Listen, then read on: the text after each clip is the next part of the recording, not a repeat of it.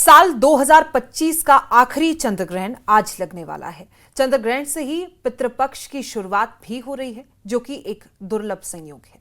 ये एक पूर्ण चंद्र ग्रहण होगा। भारत में ये चंद्र ग्रहण आज रात 9:58 पर शुरू होगा और रात 1:26 पर खत्म होगा। इस बीच रात 11:42 पर आसमान में पूर्ण चंद्र ग्रहण दिखाई देगा। चंद्र ग्रहण की वजह से सूतक भी रहेगा। मान्यता है कि चंद्र ग्रहण और सूतक के समय में पूजा पाठ और कुछ खाना पीना नहीं चाहिए। इसी वजह से सूतक काल से ग्रहण खत्म होने तक मंदिरों के कपाट बंद कर दिए जाते हैं।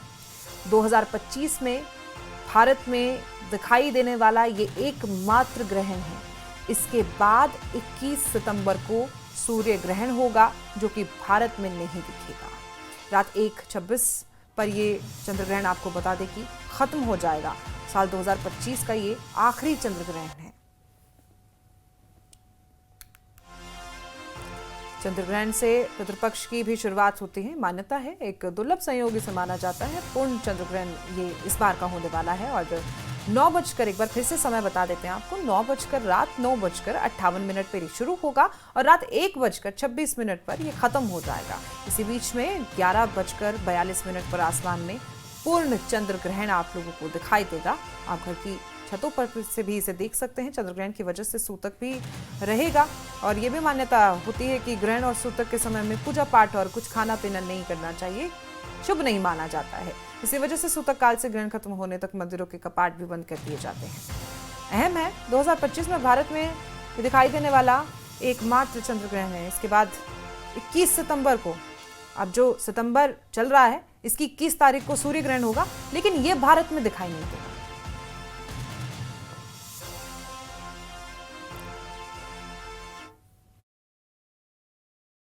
यह ग्रहण अपने आप में अति विशेष है, क्योंकि एक लंबे अंतराल के बाद भारत में 3.5 घंटे तक यह ग्रहण देखा जाएगा। यह ग्रहण भारत में 2023 के बाद देखा जाएगा।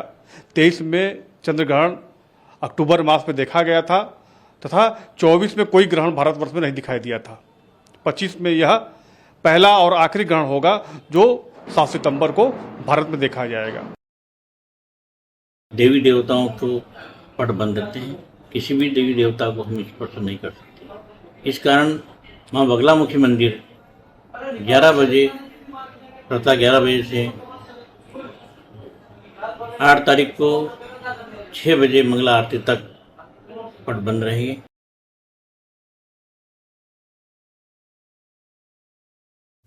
आपको बता दें कि एक बार फिर से 2025 का ये आखिरी चंद्र ग्रहण आज लगने वाला है। ये चंद्र ग्रहण आज है और आज रात 9:58 पर यह चंद्र ग्रहण शुरू होगा और रात 1:26 पर यह चंद्र ग्रहण समाप्त यानी कि खत्म हो जाएगा। इस बीच रात 11:42 पर आसमान में पूर्ण रूप से पूर्ण चंद्र ग्रहण आपको दिखाई देगा। चंद्र ग्रहण की वजह से सूतक भी रहेगा। ये मान्यता है कि चंद्र ग्रहण और सूतक के समय पर पूजा पाठ नहीं करना चाहिए और कुछ खाना पीना भी नहीं चाहिए, क्योंकि शुभ नहीं माना जाता है। इस वजह से सूतक काल से ग्रहण खत्म होने तक मंदिर, खास करके जो मंदिर होते हैं, उनके कपाट बंद कर दिए जाते हैं। 2025 में भारत में ये दिखाई देने वाला एकमात्र, क्योंकि 2025 में ये सबसे पहला, सबसे आखिरी एकमात्र चंद्र ग्रहण है। इसके बाद आने वाली 21 तारीख यानी कि 21 सितंबर को सूर्य ग्रहण होगा, लेकिन यह भारत में दिखाई नहीं देगा। रात 11:41 पर पूर्ण चंद्र ग्रहण दिखाई देगा आपको और रात 1:26 पर यह ग्रहण खत्म हो जाएगा। आज लगने वाले चंद्र ग्रहण को खगोल प्रेमी ब्लड मून के नाम से पुकार रहे हैं। यह एक दुर्लभ दृश्य होगा, क्योंकि ब्लड मून अक्सर नहीं होते हैं, लेकिन इस ब्लड मून में ऐसा क्या खास है और इस भयानक लाल रंग का कारण क्या है?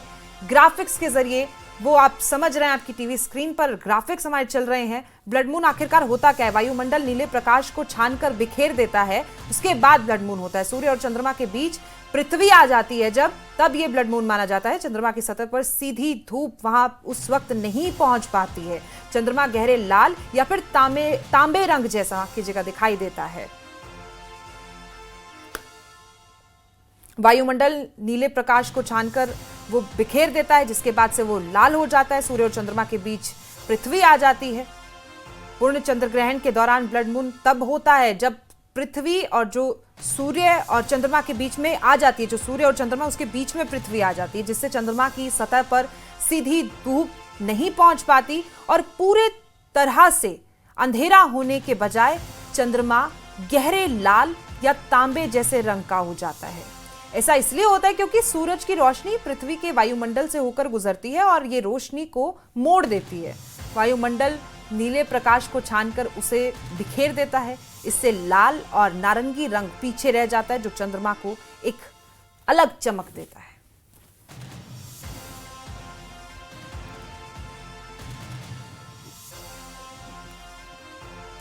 हमारे साथ डॉक्टर नितिशा मल्होत्रा ज्योतिषाचार्य है और महंत महेश्वर दास जी महाराज पीठाधीश्वर बालाजी हनुमान मंदिर दिल्ली से जुड़े हुए हैं। बहुत बहुत स्वागत है आपका। आपको भी। डॉक्टर नितिशा से मल्होत्रा से पहले बात कर लेते हैं। ज्योतिषाचार्य हैं ये साल का आखिरी चंद्र ग्रहण, पहला और आखिरी है। कैसे देखते हैं आप इसे नितिशा जी?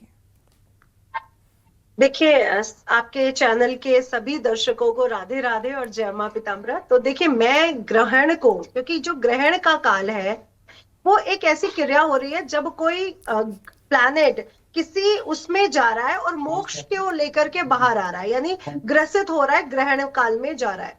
तो ये एक ऐसी एनर्जी है जो बहुत सेंसिटिव है और आकाश मंडल में कोई भी खगोलीय घटना सेंसिटिविटी के साथ ही होती है। तो ये वो समय होता है जहां पे कहा जाता है कि आकाश मंडल या जो भी मल्टीपल यूनिवर्स की बात हो रही है, क्योंकि ये विष्णु पुराण में खुद विष्णु भगवान ने कहा है कि मल्टीपल यूनिवर्स है, नीचे भी 7 लोक हैं, ऊपर भी 7 लोक हैं। तो मुझे लगता है कि सारे दरवाजे आज के दिन खुल जाते हैं, क्योंकि आज के दिन की गई साधना, आज के दिन किया गया मंत्र जाप, आज के दिन किया गया कोई भी तंत्र या मंत्र की प्रैक्टिस बहुत जल्दी क्रियान्वित हो जाती है। तो ये वो समय है जो एक तरह से उन ऊर्जाओं के साथ, जो देवी शक्तियां हैं, जो ऊर्जाएं हैं, जो बहुत पॉजिटिव ऊर्जाएं हैं, उनके साथ जुड़ा जा सकता है। वहीं दूसरी तरफ मैं कह रही हूँ कि जब सभी लोगों के दरवाजे खुले हैं, तो चाहे नकारात्मक शक्ति के साथ जुड़ना हो, चाहे सकारात्मक शक्ति के साथ जुड़ना हो, वो सभी दरवाजे खुले होते हैं। तो ग्रहण को हम लोग अच्छा भी देखते हैं और उसके कुछ बुरे असर भी होते हैं। बुरा असर, हमारा बॉडी 75% पानी से बना है, पृथ्वी में भी 75% हमें जल दिखता है। तो जब जल एलिमेंट को कुछ सेंसिटिविटी आ रही है, तो इट मींस जो बाढ़ आना या फिर सुनामी आना या फिर मूड स्विंग्स होना, क्योंकि चंद्रमा हमारा मन भी है, तो वो हमारे मन को भी कंट्रोल करता है। तो मूड स्विंग्स होना, एंजाइटी, डिप्रेशन का बढ़ना, लोगों में इस समय विवाद का ज्यादा होना, रिश्तों का कहीं ना कहीं खराब हो जाना, ये सब स्थितियां ग्रहण के निगेटिव इम्पैक्ट है। और पॉजिटिव इम्पैक्ट कि अगर आप मेडिटेशन कर रहे हैं, आप साधना कर रहे हैं, आप मंत्रों को साधना चाहते हैं, तो ये उन ऊर्जाओं को बढ़ा भी देता है। तो डिपेंड करता है हमारे कर्म की तरफ कि हम निगेटिव की तरफ जा रहे हैं या हम पॉजिटिव की तरफ जा रहे हैं। और दूसरा, 21 तारीख को ही सूर्य ग्रहण भी लग रहा है। पितृ पक्ष की शुरुआत पर पूर्णमासी पर चंद्र ग्रहण, पितृ पक्ष के अंत में यानी सर्व पितृ अमावस्या को सूर्य ग्रहण। ये भी एक इंडिकेशन है कि जो हमारे कर्म है वो कैसे हो रहे हैं। देखिए, आज अनाथ आश्रम में लोगों का बढ़ जाना है ना, हमारे द्वारा अपने माता पिता की सेवा या सत्कार ना कर पाना, उनको अच्छे से ना रखना, उनको हमेशा बोलना कि आप तो अलग नेचर के या आप अलग उसके हैं, आप हमारे उसको नहीं समझ पाएंगे। आज के कल के बच्चे जेनजी को वो करते जा रहे हैं। तो मुझे लगता है ये सब जो हो रहा है इस समय, या देश काल परिस्थितियों को भी अगर आप देखोगे, तो जो कंडीशन बनी हुई है ये हमारे कर्मों के द्वारा ही बनी है। तो मैं ग्रहण को अच्छा और बुरा दोनों ही चीजों को लेके चलूंगी। ना वो अच्छा होता है और ना ही वो बुरा होता है। हाँ, उससे निकलने वाली जो ऊर्जा है वो उस समय अच्छी नहीं होती। इसीलिए कहा जाता है कि गर्भवती स्त्रियों को ऐसा खाना पीना नहीं चाहिए, सीधे बैठना चाहिए, सोना नहीं है, ये सब नहीं करना है, सुई धागा का वो नहीं करना है या काटना नहीं है। तो ये बातें बिल्कुल सही है कि ग्रहण के समय हम जो भी कर रहे हैं उसका असर बढ़ रहा है, तो उसका नकारात्मक और सकारात्मक दोनों प्रभाव पड़ सकते हैं। इसलिए जो भी ग्रहण का समय आता है, 3 घंटे 28 मिनट का ये समय है, बहुत बड़ा ग्रहण इस साल भारत पे भी दिखने वाला है। तो ये जो समय काल है, अगर इस समय आप साधना करते हैं, मेडिटेशन करते हैं, तो इस समय को आप बहुत शुभ बना सकते हैं। और देखिए रेड मून की बात हो रही है, यानी चंद्रमा के अपने रंगों में, तरंगों के कारण अपने रंग में भी परिवर्तन आ रहा है। और 180 डिग्री पर सूर्य केतु महाराज के साथ बैठे हुए हैं सिंह राशि में, क्योंकि ये ग्रहण लग रहा है कुंभ राशि में, और नक्षत्र रहेगा पूर्वा भाद्रपद नक्षत्र, जो गुरु का नक्षत्र है, वो भी अतिचारी हुए। तो यहाँ पे कलर जो आप साइंटिफिक जो रीजन दे रहे हैं, अगर मैं ज्योतिष को यहाँ पे जोड़ूं तो ये भी बहुत क्लियर है कि ये वाला जो चंद्र ग्रहण है ये बहुत ज्यादा सेंसिटिविटी को लेकर के आ रहा है। और ये आपके चैनल से ज्यादा कौन जान सकता है कि जो जम्मू कश्मीर का या हिमाचल प्रदेश का जो हाल है इस समय, वो हम देख रहे हैं, कहीं बादल फट रहे हैं तो कहीं पे पर्वतों की परतें हिल रही हैं, तो कहीं पर कुछ ना कुछ हो रहा है। तो ये सब कंडीशन ग्रहण के आसपास बनने के चांसेस रहते हैं। जी हमारे साथ एक सवाल मैं महंत महेश्वर दास जी महाराज से भी जरूर करना चाहूंगी। महेश्वर दास महाराज जी, आप ये बताइए कि कहा जाता है, शास्त्रों में बताया कि चंद्रग्रहण का 9 घंटे पहले ये सूतक लग जाता है, उस दौरान क्या नहीं करना चाहिए और क्या नुकसान है इसके? हाँ, प्रणाम आपको। जी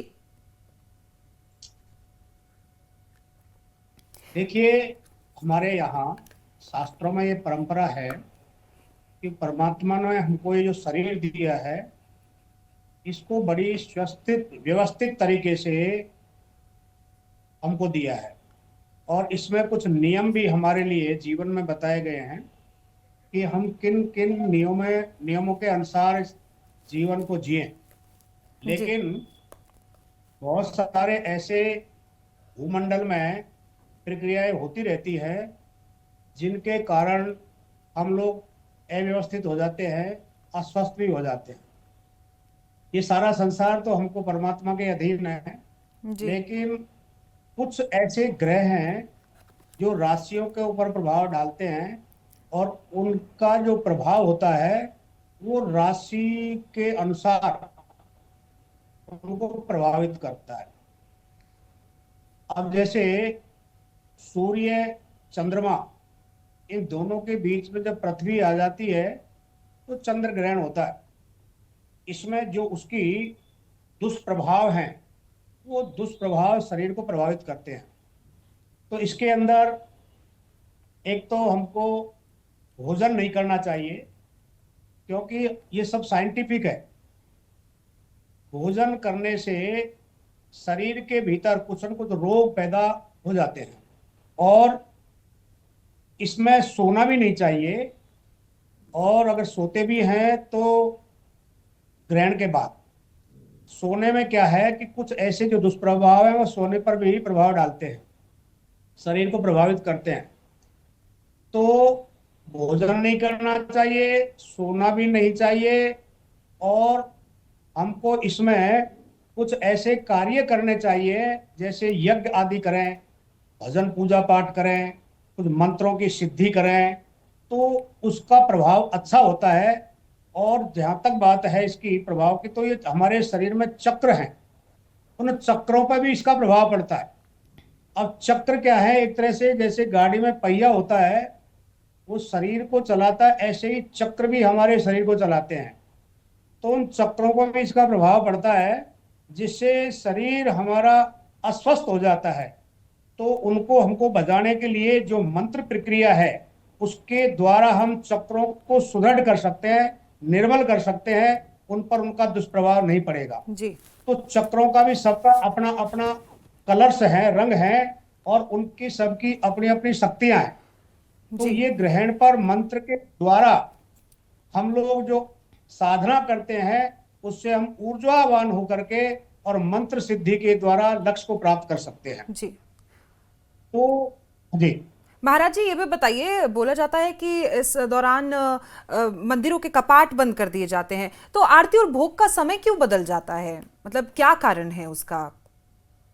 देखिए, इसमें मंत्र का वो मंदिर के कपाट इसलिए बंद कर दिए जाते हैं कि जो ग्रहण की किरण जो है या उसका जो प्रभाव है हमारी प्रतिमाओं के ऊपर भी पड़ता है जी। तो उससे हम लोग जो है उन हुए नहीं, पूजा पाठ नहीं करें, उनसे दूर ही रहें, तो वो जो ऊर्जा है वो वहां पर न जाए, क्योंकि मूर्ति के अंदर भी एक ओरा होती है, और उस ओरा में उनकी शक्ति में अगर ये प्रभावित हो जाती है तो मूर्ति भी वो अशुद्ध हो जाती है। इसलिए उससे दूर ही रहना चाहिए, तो कोई पास में न जाए, इस कारण से कपाट मंदिर के बंद कर दिए जाते हैं। जी मैं डॉक्टर नितिशा के पास पहुंचती हूँ।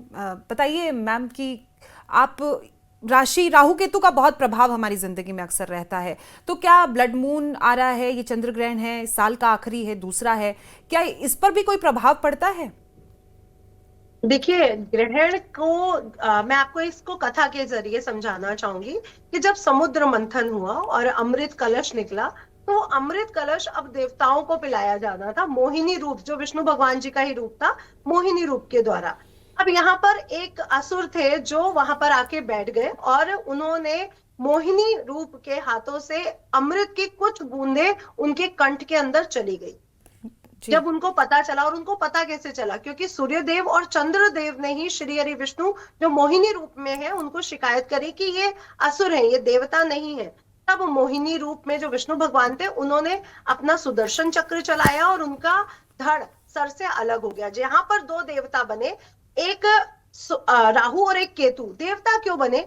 क्योंकि अमृत का अपना एक अस्तित्व है, अमृत के अस्तित्व को नकारा नहीं जा सकता। अगर आपने अमृत ग्रहण किया है तो उसकी जो ऊर्जा है वो आपके बॉडी में, आपके दिमाग पे काम करेगी। इसके बाद उनको देवताओं का, क्योंकि पहले तो वो असुर थे, उसके बाद उनको देवताओं का वो मिला। अब राहु केतु क्या करते हैं कि सूर्य और चंद्रमा को ही ग्रहण लगाते हैं, क्योंकि उस प्रोसेस में जो उनके एंटी खड़े हुए जो दो देव थे वो सूर्य और चंद्रमा थे।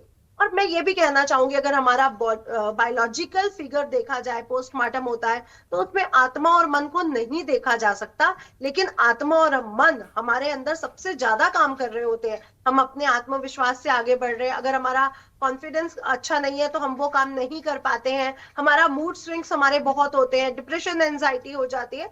तो ये वो देवता है जो हमारे मन और आत्मा के साथ काम कर रहे हैं। लेकिन अगर हम साक्षात आकाश मंडल में देखते हैं तो सूर्य भी हमें साक्षात दिख रहे हैं, चंद्रमा भी हमें साक्षात दिख रहे हैं। तो ग्रहण इन्हीं दो देवताओं को लगता है। और देखिए ये सही भी है, क्योंकि जैसे सांप अपनी केचुली बदलता है, सांप की आंखों के पे स्किन आ जाती है, वो चल नहीं पा रहा होता तो वो अपनी केचुली चेंज करता है। तो बेसिकली ये जो प्रोसेस हो रही है ये अपनी केचुली चेंज करने की हो रही है, कि जो मेरा पिछला जो आवरण है, जो मेरा पिछला जो वस्त्र है, मैं नितिशा जी ये भी बहुत अहम है, जरा आप ये भी फटाफट से बता दीजिए हमारे दर्शकों को कि धन लाभ और कर्ज मुक्ति के लिए भी कोई विशेष उपाय हैं इस चंद्र ग्रहण में, क्योंकि बहुत अहम है जो समय चल रहा है इस समय। मैंने यही कहा, चाहे कुंडली जागृत करनी हो या मेडिटेशन करना हो या मंत्रों की साधना को स्ट्रॉन्ग करना हो, ये समय बहुत अहम है। इससे ऋण मुक्ति के लिए, या फिर आपके मूड स्विंग्स हो रहे हैं, डिप्रेशन रहते हैं, बच्चों से पेरेंट्स की बनती नहीं है, रिश्ते खराब हो रहे हैं, या पैसे की स्थिति को, क्योंकि जो लिक्विड मनी है वो चंद्रमा से कंट्रोल होती है हमारी कुंडली में भी। इसलिए अगर आप इन सबको भी कंट्रोल करना चाहते हो तो एक उपाय बताना चाहूंगी कि पहले तो ग्रहण के बाद दान जरूर करिए, सफेद चीजों का, दूध, चावल, चीनी का दान करिए, ये बहुत जरूरी है।